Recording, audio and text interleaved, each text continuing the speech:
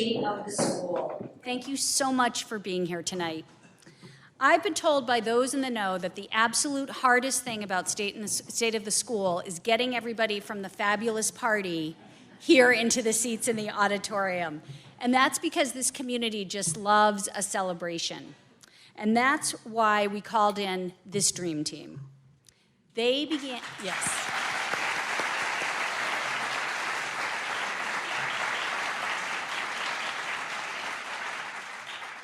They've been working tirelessly and started well before school began, and we just feel such gratitude to all those volunteers and their special talents and hours. I also want to extend a special welcome to families who are new to the school and for whom this is their first State of the School. This is actually my third, so I feel like a bit of a veteran. I was introduced in 2021 and sat right down there, and I had a front row seat on the launch of the strategic plan, which was pretty exciting.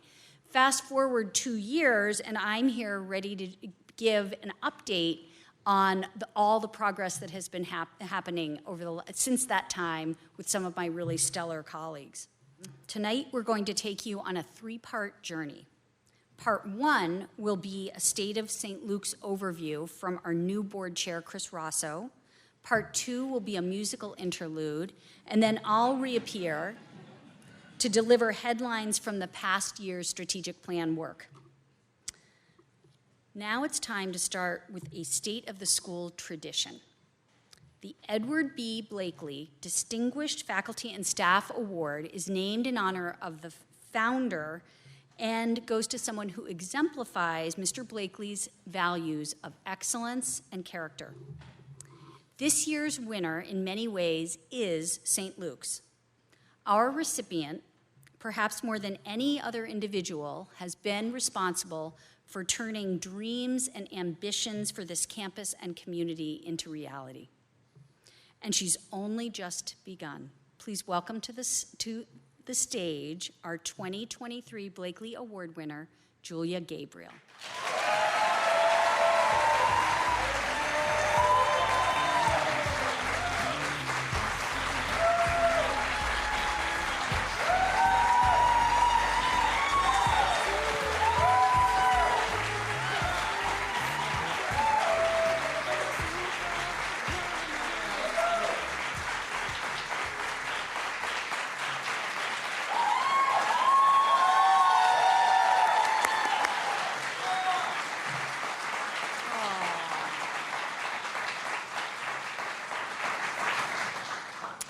We are so happy to have Julia's family here. Julia holds the status of St. Luke's administrator, St. Luke's alumni parent, and St. Luke's grandmother. And we're not sure if she's the only one who's ever done all three. For almost 35 years, Julia's been a teacher, a parent, a coach, director of admission and communication, dean of studies, head of upper school. I'm not done yet. You got to be patient. Head of upper school and assistant head of school. And Julia has said right here on the stage that her most important role through the years has been Cheese Club advisor.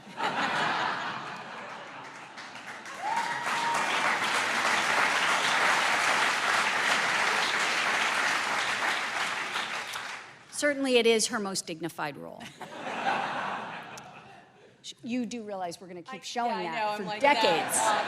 Every opportunity. I, however, disagree that this is Julia's defining role, and I think the best representation of Julia involves a teapot. Julia founded the tradition of senior tea, where seniors drop in for tea and sweets and conversation about anything that's on their minds with their faculty and staff friends. It's a simple offering, but it shows Julia's constant focus on students and student life and student well-being. Over her years at St. Luke's, Julia taught virtually every subject and earned a reputation for disguising important lessons as great fun. Take a listen. I took Epicurean literature with Miss Gabriel, which was probably one of my favorite classes I ever took at St. Luke's. It was just so much fun. it wasn't just, about food or just about writing. It was really the perfect combination of both. We did a lot of really fun writing assignments. I wrote a paper on eggplant parmesan. We did a restaurant review. I wrote a paper on my favorite food, which is baked ziti. I wrote a paper about that. We also did a lot of really fun cooking challenges, and then we ended the year with a little get-together at Miss Gabriel's house, and that was so much fun. We all invited another faculty member or a friend, and we gave a toast. So I think in that class I actually learned a lot of life skills as well as writing skills, and I just had such a fun time in that class. I looked forward to it every single day, and I'm really going to miss that class in college. Isn't that so sweet?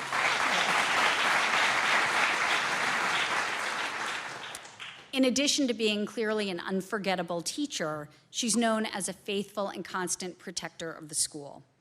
Her leadership was never more evident than when head of school Mark Davis tapped Julia to serve as interim head of school during his 6-month sabbatical.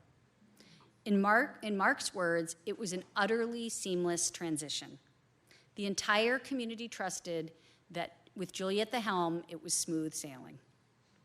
In addition to being a protector, Julia has been a champion for St. Luke's change and growth, and St. Luke's has undergone a stunning evolution. Julia was a force behind the development of the Hilltop, including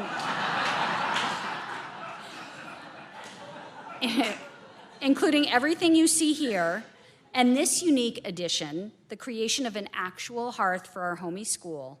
Just in case the warmth wasn't palpable enough, we have fire. Inside and out.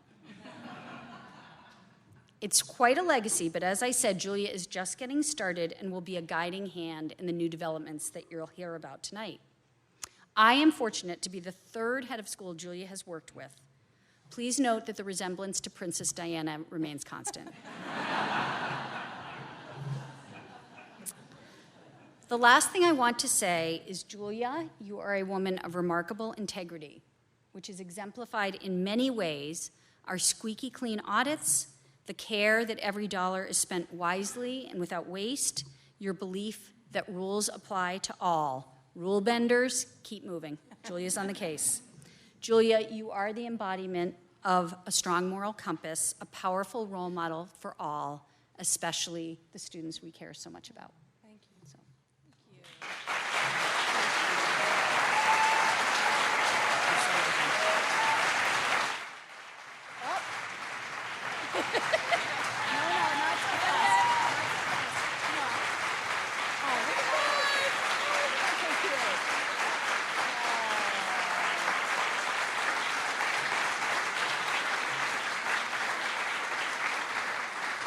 So the Blakely Award winner gets a present, right? You don't want to miss the present. The Blakely Award winner receives an engraved crystal bowl. May we please have Julia's bowl?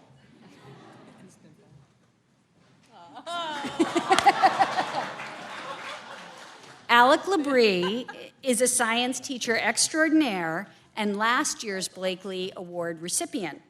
Julia admitted Alec to St. Luke's when he was 15 years old, and she presented his award last year, so we're here full circle. Thank you, Alec and Julia.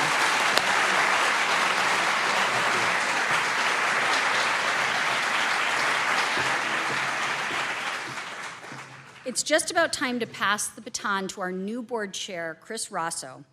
But first, I'd like to say a word about another remarkable person, former board chair, Jennifer Foster.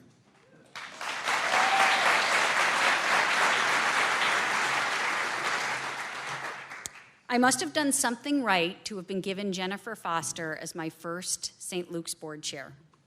Her wisdom, kindness, and partnership were gifts for which I'm still grateful and I still benefit from now. Jennifer served as the board chair for 2 transformative years and thank heavens remains a trustee and also a dear friend. Jennifer, I'm not sure where you're sitting, but you and Graham, right there, you and Graham and your extraordinary boys have been a cherished part of St. Luke's. And you've given us your time, your skilled leadership, and above all, your love for St. Luke's. Thank you.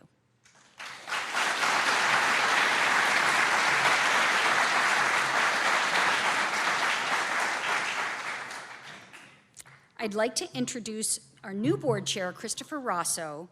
Christopher has been a St. Luke's parent since 2016. He joined the Board of Trustees in 2018, serving as the vice chair for the past 2 years.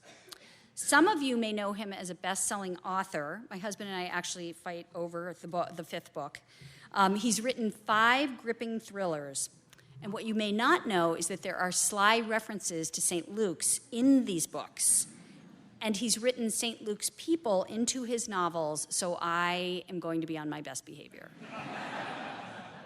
What you probably didn't know is that book writing is his side hustle, and actually he spent the last 3 decades working in design, construction, and real estate development. He's done projects up and down the eastern seaboard, from Florida to upstate New York, and he did work in the Far East, including in Malaysia, Indonesia, and Singapore. Chris's depth of experience has been and will continue to be invaluable to St. Luke's. Please welcome St. Luke's Board Chair, Chris Rosso.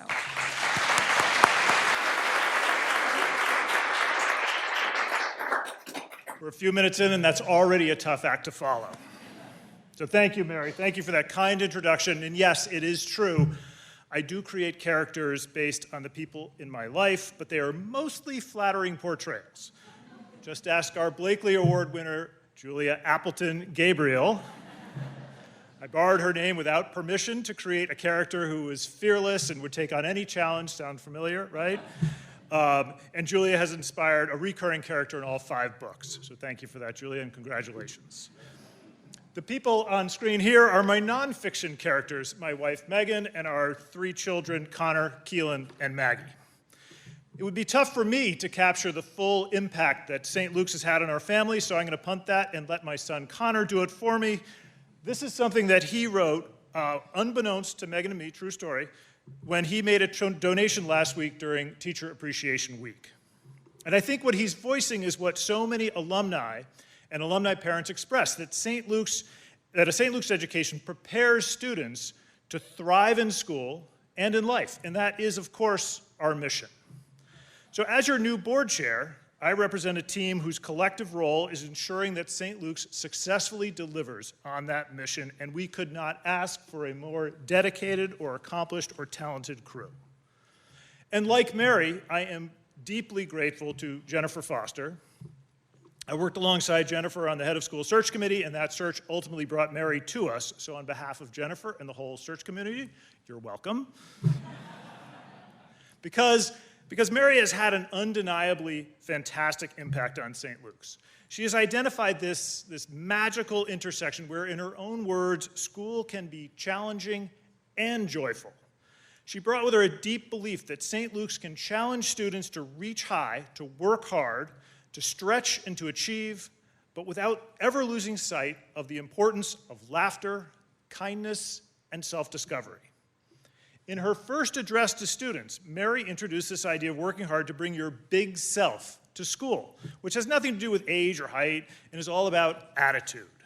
And this big self is aspirational. It's a tool for realizing your full potential. It's a lifelong endeavor that can be embraced by everyone in the community, not just students, and it calls on us all to be positive, authentic, and intellectually fearless. And never, ever perfect. Because as Mary tells us, perfection is the enemy of creativity and happiness. This is a powerful mindset to instill. Imagine a community filled with people who all prize these attributes. Remember the gist of what you're seeing here and hearing here, please, and remember and to combine that with what you will hear later tonight about One St. Luke's. And you will see an unbeatable strategy for creating an unstoppable culture. And when your culture is strong, and school is a place that you trust and feel you belong, that's when children thrive. And that is evident across the hilltop. It was on full display this summer when a group of students, with the help of their teachers and advisors, created a camp experience for children displaced by war in Ukraine. We see the Thrive culture at work when 5th graders find the confidence to read their original works while standing in front of parents, a guest poet, and their 5th grade peers.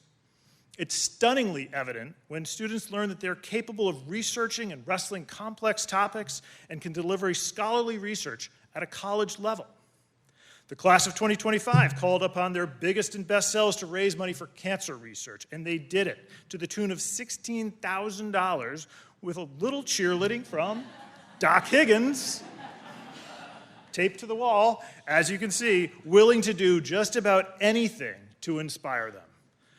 St. Luke's students display their own distinct leadership styles and aspirations. They innovate, they iterate, they invent, they analyze and listen critically and speak eloquently. A case in point, the St. Luke's debate team recently beat out last year's national champions.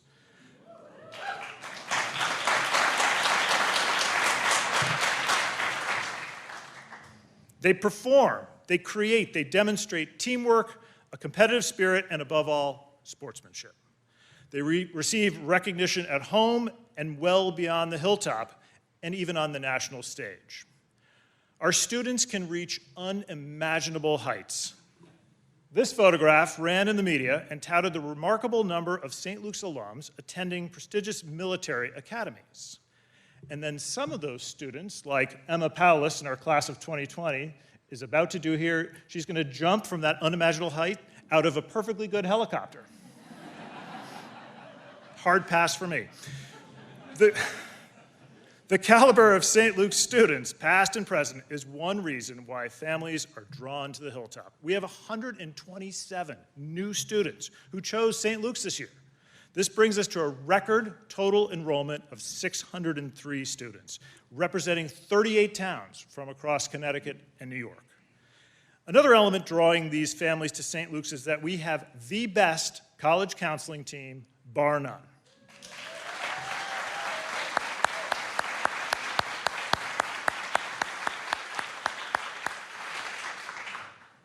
This team is devoted to helping every student find the right college or university, the right fit. And as you can see, our students attend fine institutions, including the most respected universities in the country and beyond. Our matriculation data is irrefutable evidence of an exceptional education. And this is all up on our website if you care to dig in. So, record enrollment, top universities, and an incredibly generous community, that's you. You give to our school in so many ways, including our senior gift, which is now in its 13th year. This annual tradition inspires families to make a unique gift, including all the things you see here and many more, to honor their graduates. This year, the class of 2024 senior gift will be led by 13 parent volunteers and by our parent co-chairs, Nina Andreev, Pam Feldstein, David Lowenberg, and Brad Meyer. Your generosity also contributed to the growth of the St. Luke's Endowment. Since last year, our endowment has grown to over $42 million. These gifts will benefit the school in perpetuity. And together, with last year's annual fund giving, this community contributed almost $4.3 million. Your generous philanthropy strengthens our school today and leaves a lasting legacy for generations of students. And so as board chair, tonight I am honored to launch our annual fund, which has been renamed the St. Luke's Fund. This kickoff is another staple school tradition and represents our largest fundraising effort of the year. Because St. Luke's is an independent school, we rely on tuition and fundraising as our only sources of revenue. The St. Luke's Fund supports the school's operating budget, which funds academics, arts, athletics, college counseling, technology, need-based financial assistance, faculty professional development, and more. Wow. It's a lot to say. Gifts to the St. Luke's Fund go right to work in the current academic year. Last year, the annual fund raised almost $2 million. And look at this 97% parent participation number. That is a record. Thank you.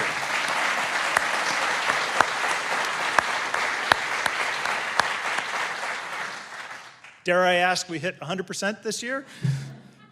Because we're off to a strong start. For the 20th consecutive year, the St. Luke's faculty and staff achieved 100% participation. We get so used to hearing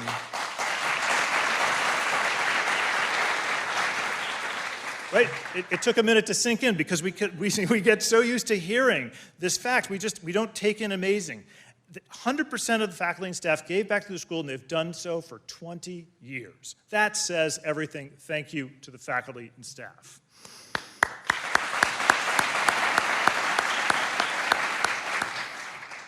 And 100% of the Sodexo and Flick teams also gave to the St. Luke's Fund. These are people that care for our campus and feed us, but they're technically not St. Luke's employees, but nevertheless, they feel, as we do, that they are part of this community.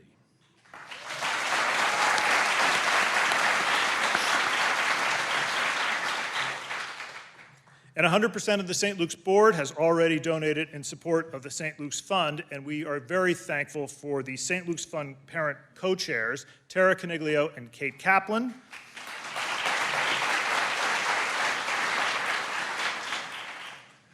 They get to lead this critical effort along with 29 dedicated parent volunteers. This team will reach out to all families for your support, so please, please respond to your fellow parents. Don't ghost them. They are spearheading these efforts. And our volunteer efforts, they go well beyond philanthropy. To the parents on the sidelines, to the parents backstage, the parents delivering snacks or planning events or outreaches or service projects alongside our robust Parents Association, thank you. Thank you for the countless hours you give in support of our school. We are all deeply grateful for all that you do. Another team of volunteers has been looking toward the future together. Last year, our campus planning work included input from the community, families, faculty, staff, and students about their wish lists and top priorities. It will not surprise anyone that traffic and parking constraints were near the top of every list. We'd also been planning for the replacement of the almost 20-year-old turf at Watson Field at Pedrick Stadium. And so we've proposed something that would address all three issues: traffic, parking, and turf field in one fell swoop. It's such a clever solution that we've begun calling it the Smart Field, with credit to trustee Rich Riley for this working name. The vision is to build an elevated multi-sport field over existing Watson Field and create parking under the field. This is what the area looks like now, and don't blink because you might miss it. This is what we're proposing. If you pay attention carefully, you can see that the design works beautifully with the landscape while creating basically invisible parking. It's so subtle, you can't see the parking because all you see are the two entrances underneath the concrete barrier of the field. And because this is existing space, there is no need to uproot trees. That's smart. Remember, smart field.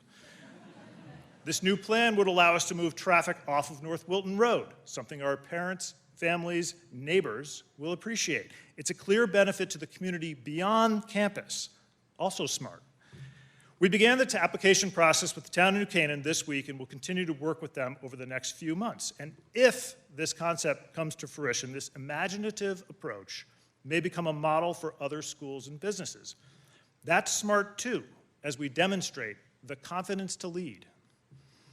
This plan is creative, aspirational, innovative, and to me, it really feels like an embodiment of our big selves. So, on behalf of your Board of Trustees, I can say with confidence that the state of our school is exceptional, and it's exceptional thanks to this exceptional community. Thank you for being such a big part of it. Thank you.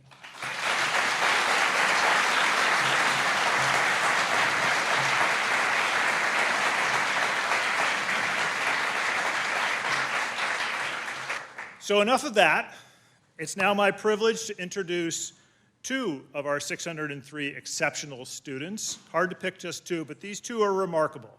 Middle school 8th grader Lena Elwood and upper school senior Andrew Seal. Please give them a warm St. Lukean welcome to our stage.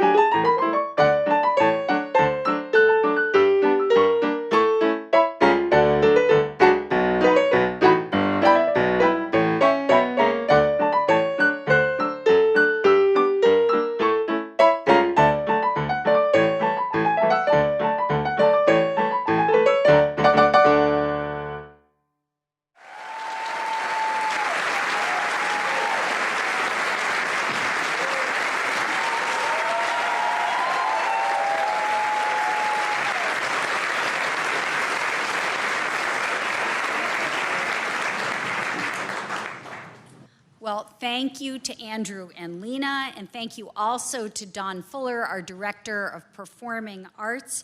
She had the vision to bring those two exceptional performers together. We just experienced the wonder of watching young people pursuing artistic beauty, committed to the hard work of mastery, and immersed in their art, in part because of the challenge and the complexity. The excellence of this performance kind of brings us full circle to what Chris Rassa was talking about at the start of the night when he talked about the aspirational intent of the big self. The strategic plan is St. Luke's work on our big self. It's our collective big self mapped out. And it all started with this North Star question. What do students need to thrive in the future? This question guided a planning process that began in 2019, continued through the pandemic, and culminated in the unveiling of Prepared to Thrive at the 2021 State of the School, that one where I got the good seat. For those who were not there and for those who need a refresher, the strategic plan identified 4 key areas of focus: leadership, student-led learning, well-being, and faculty excellence. Over the past year, this team has been working to enhance the plan.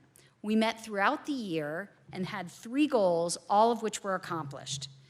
We identified the highest value priorities and gaps or missing opportunities, and we also formed teams with the best skill sets for designing initiatives.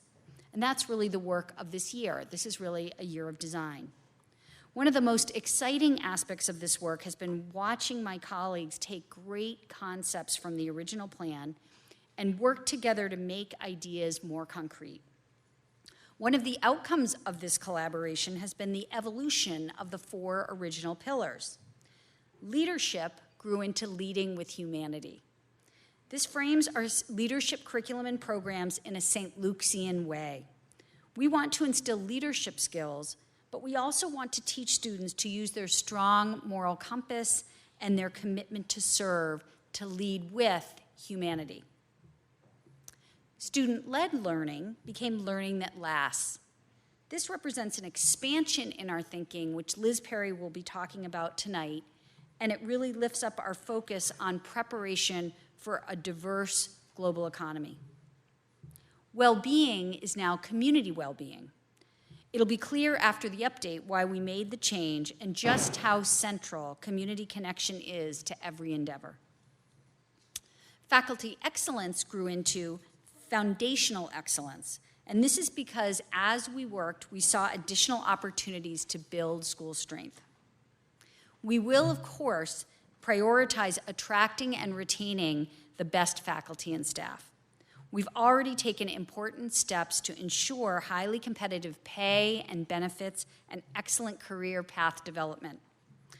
At a time when, sadly, educators have been leaving the field at staggering levels, and some independent schools were forced to start the year with unfilled teaching positions, St. Luke's retained a phenomenal 96% of faculty and staff from last year to this one.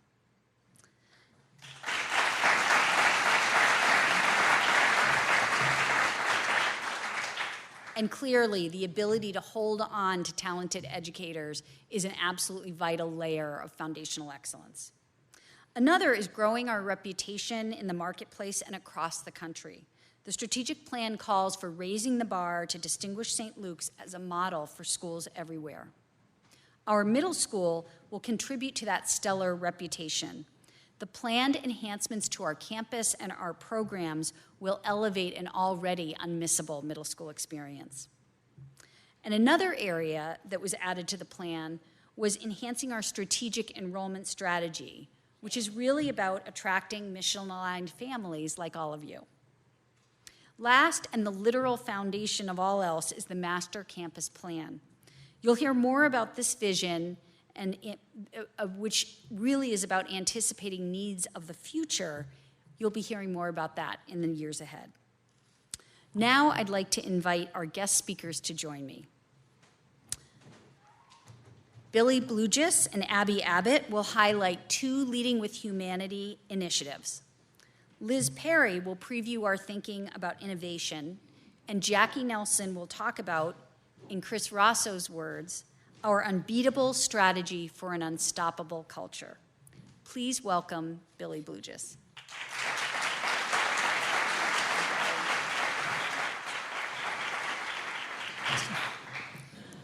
Thank you, Mary. Good evening. I'm delighted to speak to you about St. Luke's Visionary Compass program, already in development and set for implementation for the 2024-2025 academic year. This is my first year at St. Luke's, but it's already very clear that lack of opportunity is not an issue here. Our students are constantly presented with seemingly infinite opportunities competing for their time and attention. Academic and enrichment classes, athletics, co-curricular activities and clubs, music lessons, community service projects, internships, summer jobs, and on and on. So many options. But to what extent are young people making intentional and informed decisions on how to spend their finite hours each day, both inside and outside of school? Who is helping them make these decisions? How are we anchoring students' well-being, supporting an appropriate amount of stress and challenge toward personal growth, while preventing the all-too-common feeling of adolescents drowning in a sea of competing demands?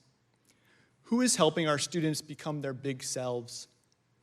Enter St. Luke's Compass, a new individualized coaching program through which St. Luke's students have the opportunity to reflect on their emerging interests and passions, grow in self-awareness, and design their personal pathway forward, a journey of finding greater purpose and joy in how they dedicate their time and energy during their high school years. With guidance from their coaches, students will use Compass to develop a personal pathway toward purpose, uplifting each student's unique gifts and talents and empowering their big selves. Here's an example of what Compass might look like. This Compass overview is for a hypothetical 8th grader named Olivia. Before this was created, Olivia would have met with her St. Luke's Compass coach, and they would have talked about Olivia's personal attributes, her work styles, academic areas of interests, and her aspirations. The Compass coach used that information to summarize everything into a single document, a living document, of course, as our students continue to grow and learn. This document serves as a jumping-off point for Olivia to navigate her path through the upper school. You can see on our mock-up that Olivia's Compass coach has suggested possible academic courses as well as co-curricular activities and clubs, all aligned to her evolving sense of self. But this pathway toward purpose would not stop at St. Luke's coursework and co-curriculars. On this slide, you can see how Olivia's Compass coach would support her in identifying additional opportunities to further deepen her pathway toward personal joy and purpose. Some possibilities highlighted are potential summer internships, nonprofit volunteerism, and global education and travel. For example, you can see here the coach suggested Olivia look into the upcoming St. Luke's service trip to Puerto Rico. It's one thing for a student to hear an announcement at town meeting. There's a service trip coming up. It's very different for a caring adult to specifically recommend this experience to Olivia because it's a match for her personal interests and ambitions. And how would Olivia know about the incredible St. Luke's alumni who might be good matches for an internship or shadowing experience unless her coach helped to identify them? Moreover, Olivia's coach would help facilitate her reflection on areas of life outside of school and organized activities, namely critical sources of well-being and stress management, such as time spent with family and friends. You can see that highlighted in the energy source area. As we develop the St. Luke's Compass program, we'll be training a number of faculty, staff, and administrators to serve as one-on-one coaches for our students. The initial Compass intake will occur during the 8th grade year, or the first year a student joins the upper school, positioning each student to begin following their pathway as they enter high school. Coaches and students will then review the pathway at various points throughout upper school to reflect on intermittent progress, gain greater clarity, and refine the student's direction through to graduation. The Compass program is in line with St. Luke's holistic approach to supporting students. Each student's pathway supporting a passionate and deep love of learning, the development of a strong moral compass, a commitment towards selfless service, and confident, purpose-driven leadership. St. Luke's vision for leadership. This is Compass. It's now my pleasure to invite up Assistant Head of Upper School, Abby Abbott.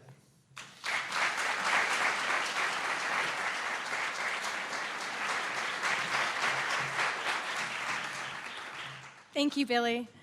At St. Luke's, leadership is not a position, it's a behavior. It's about the actions we choose to take once we have the skills, experience, and confidence in place. And that has been our philosophy since the Center for Leadership was launched in 2011. By the way, we were the first school in the area to have a dedicated Center for Leadership, and it's been a point of distinction ever since. Over the years, many students have taken advantage of the St. Luke's leadership programming, including hearing firsthand from diverse leaders about their personal stories, and being coached by industry icons on the essential skill of launching an idea and moving that idea and people forward. These opportunities have been outstanding, but what our strategic planning work revealed was that many activities were concentrated in the upper school and most were optional, which means not every student benefited from this incredible program.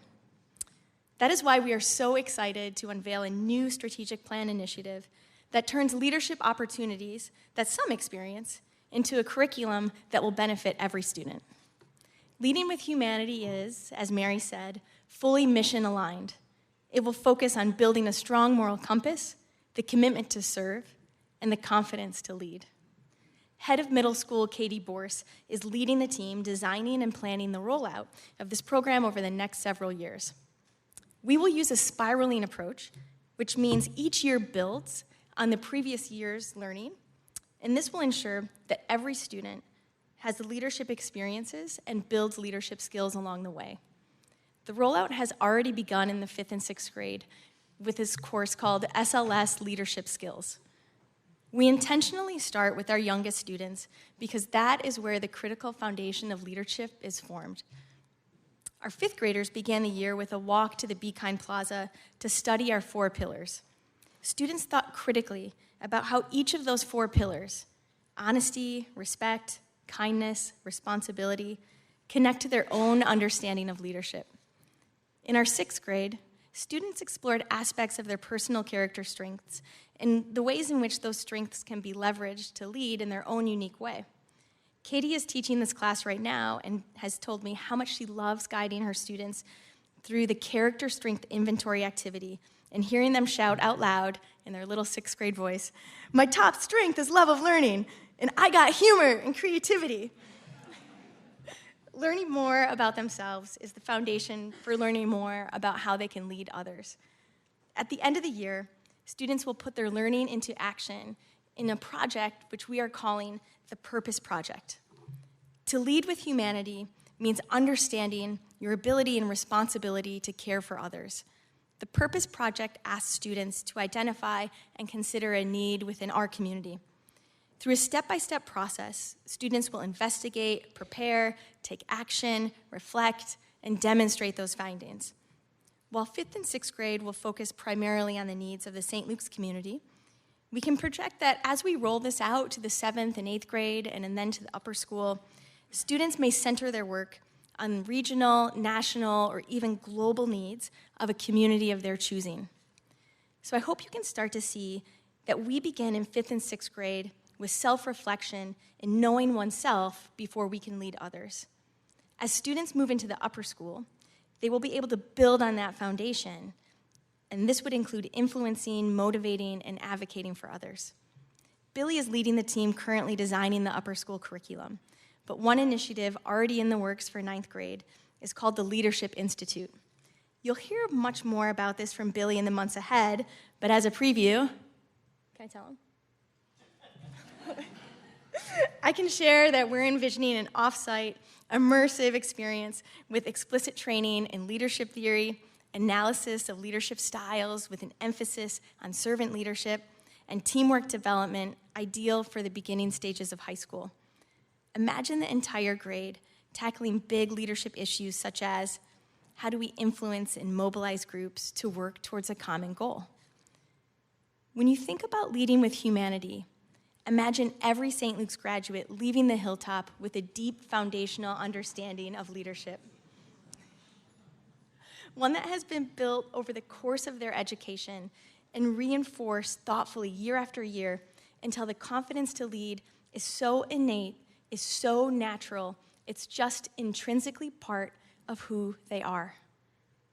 I think what excites us the most is thinking about students bringing their abilities to lead with humanity to their colleges and universities, to the workforce, and to the communities that they will enter and no doubt help shape. They will be living the mission, and that is our mission.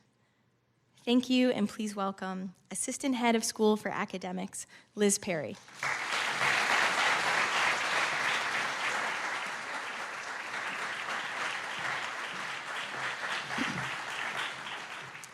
Good evening. This next pillar of the strategic plan highlights how St. Luke's will continue to innovate over the next decade by creating meaning and purpose for students.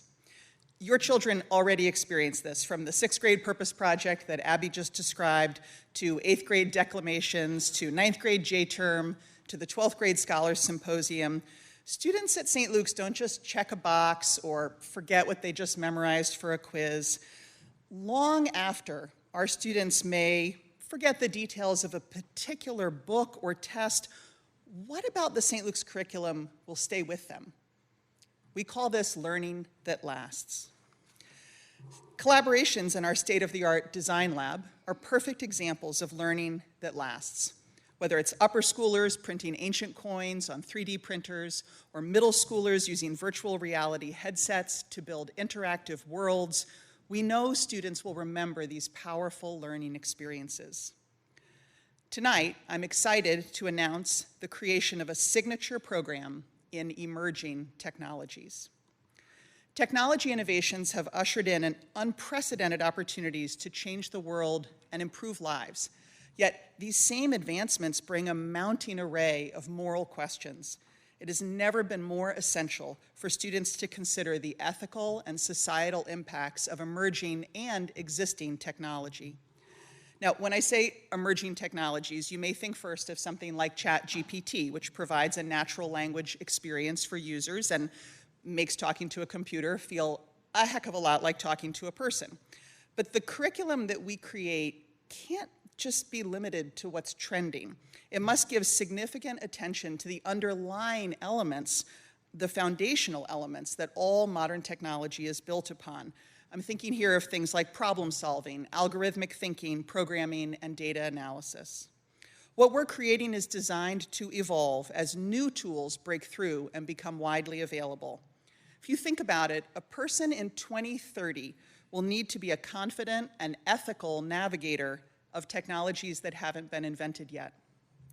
The heart of this initiative will be a combination of required and elective courses so students build comprehensive physical, digital, and logical design and implementation skills. This includes not just computer programming, but computer-aided design, physical prototyping, empathetic human-tech interface design, and data science and analysis. In the middle school, our students are already introduced to the design lab by terrific teachers who inspire them with a foundational understanding of things like machine learning. Going forward, we will provide more time for these middle school courses and even greater integration of technologies across the disciplines.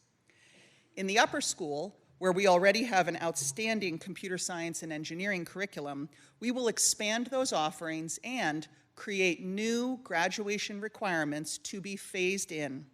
Students will also have the opportunity to experience connections between technologies and the arts, humanities, and sciences. Finally, we know that in order to be transformational leaders in the future, students will need to ask tough questions of new technologies and make decisions for the common good. For example, should facial recognition technology be allowed in all settings?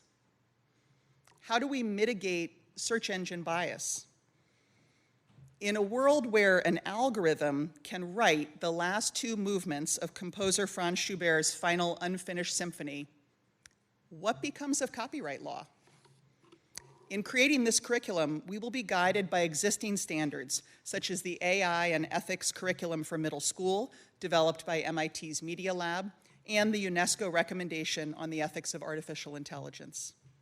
We want all our students to be skilled and ethical users of emerging technologies, and we also want all students to see themselves as potential creators of new technologies. This will be learning that lasts. The study of technology will become part of the core curriculum at St. Luke's, as essential as art or history or math or anything else that we require. This program will begin next year in the middle school and grow to the upper school the following year.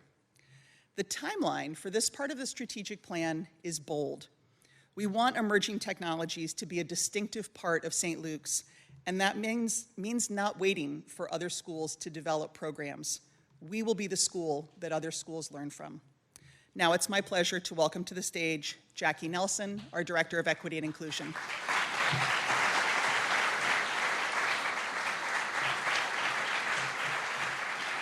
Thank you, Liz. Shout out to Chris Rosso for starting the night highlighting the power of culture in One St. Luke's. Essentially, One St. Luke's is the aspiration to level up in our areas of strength: belonging, respect, and community. Back in April, we, St. Luke's, had the unique opportunity to host acclaimed author Charles Vogel, who came to offer us some simple wisdom with regard to building what he called durable community. And for those of us who were gathered here in this auditorium that day, we learned that a durable community is comprised of people who perceive relationships of mutual concern. In a durable community, people share many of the same values, they support each other, and they appreciate those small interactions that compound over time to yield a deep sense of community belonging and well-being. As communicated in our strategic plan and our vision for inclusive excellence, our ultimate goal as a community is to ensure that every individual feels known, valued, and respected, and is able to meaningfully impact their community, be it here on the hilltop or beyond. Guided by these institutional aims, we endeavor to co-create One St. Luke's, a community of caring and curious people who demonstrate that mutual concern, and at its core, who readily celebrate the contributions of others. At its core, One St. Luke's is about creating a school culture that prioritizes relationships and is unified despite our varying differences, backgrounds, experiences, interests, or abilities. A school culture that promotes as big self-spirit, as Dr. Carter often reminds the students, to bring their most authentic, capable, confident, and fearless self. So what will this look like? As our strategy for intentionally building that more durable community, One St. Luke's requires each of us to seek and find every possible opportunity to be present for each other. Imagine, in your mind's eye, entering the Black Box Theater, and only to find it is standing room only because the entire volleyball, soccer, and squash team showed up. Or arriving at what you thought was an upper school service activity, only to find a swarm of middle school storm buddies working alongside their upper school peer mentors, fully immersed in both service learning and relationship building. Now you're on the sidelines of a soccer game between our 5th and 6th grade boys and a rival school. Our team is down by 1 point, the Storm scores to tie, and this is the reaction of the varsity boys watching.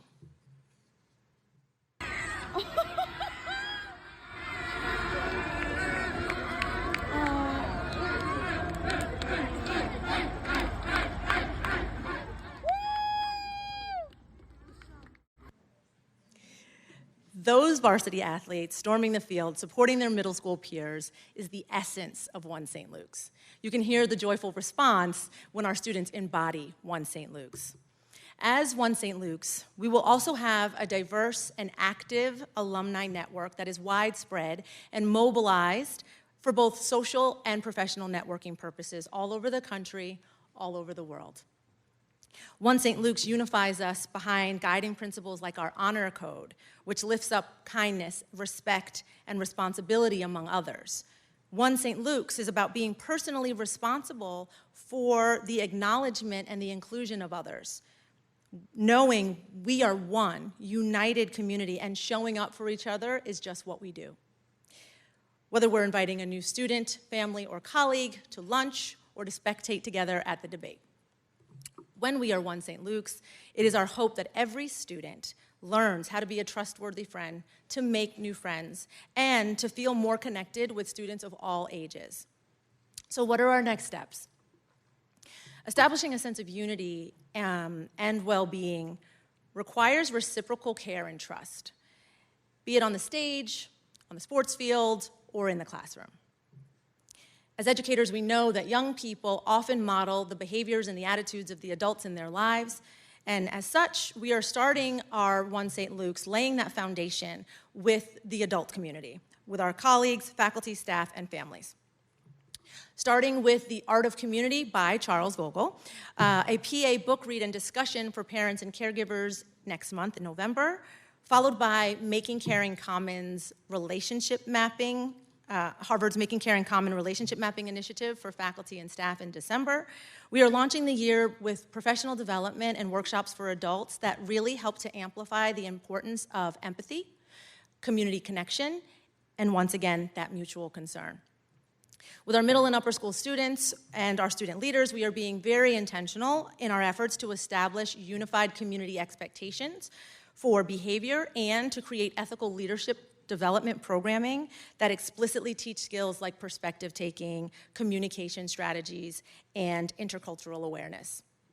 We are promoting a sense of school spirit and One St. Luke's with our new Storm Gear Friday tradition, which helps to signal, regardless of our respective team, club, or sports affiliation, that we are all a part of the same home team. And we're beginning to reimagine our middle and upper school town meetings as classrooms for community, where we can shine a spotlight on students' creativity, their excellence, their talents, their mindfulness, and of course, joy. Mary wouldn't let us leave out joy. When we are One St. Luke's, there will be an even greater expression of school pride, and everything we do will be strengthened and nurtured by the deep, caring, and reliable health of our community. So I'm going to close by echoing our board chair's words. When your culture is strong and school is a place you trust and feel you belong, that is when children thrive. And that is why One St. Luke's is a cornerstone of this strategic plan. Thank you, and it is my pleasure to welcome back Mary to the stage.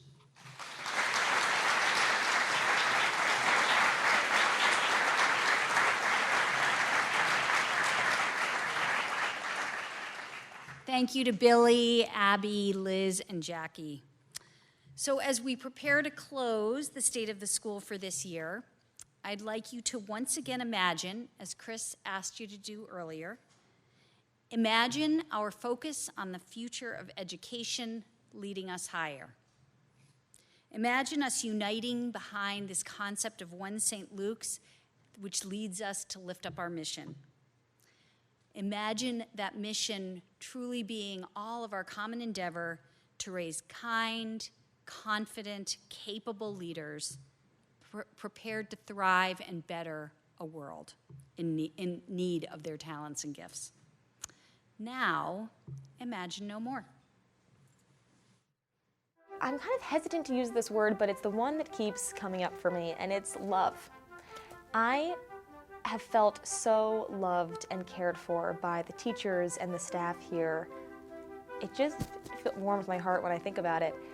Teachers that have never taught me, I've never actually sat in their class, will reach out to me and email me if they saw my performance in the musical, or they liked something I said during an advisory lesson. They're always willing to help, and they're always willing to make sure you have everything you need to succeed. Whether that's the way they teach students, the way they nurture an environment where students can all be friends and flourish together, or whether it's just like the relationship that they build with each and every student that they have. Feeling that support allowed me to extend that support and that care for other people. In that way, St. Luke's encouraged me to be somebody who thinks about other people, who always tries to put the good of other people first. I feel proud of all the things that I've learned at St. Luke's, and I'm excited to see how they transition to college. Stuff that I've done here at St. Luke's aligns with things that I will be doing in the near future and in college and beyond. If I were to give any advice to my younger self back when I was in 5th grade, it was to be more confident and take more risks. Looking at where I am now, I feel like such a different person. I'm the person that's willing to take the first step, to answer the first question, to try and lead the team in any way that I can, make my voice heard. I would say that's the part that's really changed for me in my confidence to lead. St. Luke's has taught me that a true leader is someone who makes other people feel valuable and makes other people feel like they have things to add and things to contribute. What is really special about St. Luke's is that there isn't somebody who will just be one thing for you. They can be so many different things, and you in turn will learn how to play so many different roles in other people's lives, and I think that's what will make you a well-rounded human and somebody who's ready to go off into the world. I'm so grateful that I learned how to find the family that I have here.